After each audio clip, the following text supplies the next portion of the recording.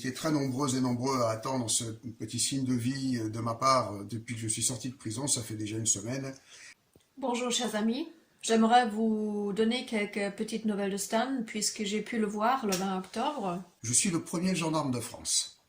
Donc je reprends mon uniforme de premier gendarme de France pour aller au contact de toutes les brigades de gendarmerie de France et de Navarre, puisque vous savez, je crois infiniment en ce corps constitué, bien que l'ayant quitté il y a une trentaine d'années en arrière.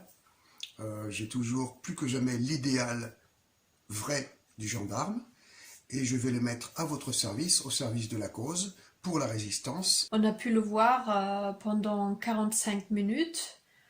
On était à 1,50 m de lui, donc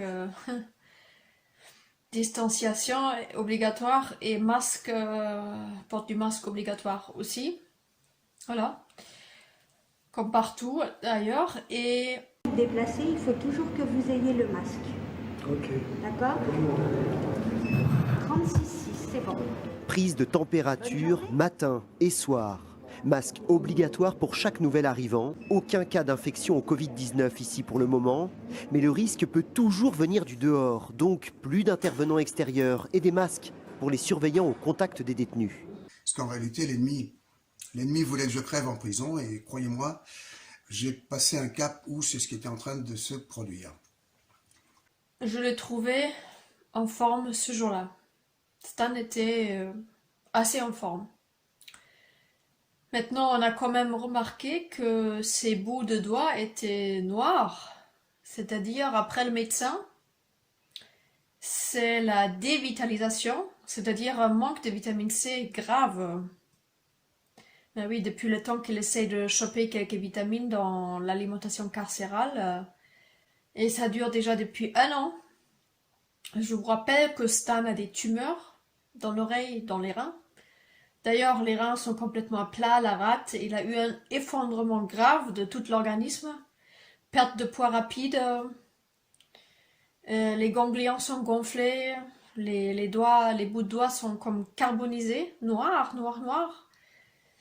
Et le jour avant notre visite, ils étaient un peu moins noirs puisqu'il a pu avoir exceptionnellement quelques pamplemousses. Et, et je vais donc en ce moment très très bien. Donc certes, je cherche toujours un dentiste pour réparer ce qu'il y a à réparer, mais bon, c'est pas... Voilà, ça va le faire, on peut encore attendre un peu. Mes tumeurs, eh bien mes tumeurs, je ne sais pas, je pense que mon organisme les a mangées. Si c'est pas le cas, eh bien, il va finir de les dévorer, vous en faites pas, il n'y a pas de souci. Ils sont vraiment acharnés pour que Stan puisse se soigner, pour qu'il puisse survivre, parce qu'on est là. On est à la survie pure et simple.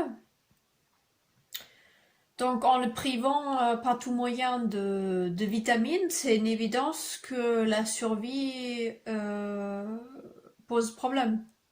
Au sein de l'unité sanitaire, plus de kinésithérapeutes, plus d'opticiens. Seules les urgences sont prises en charge.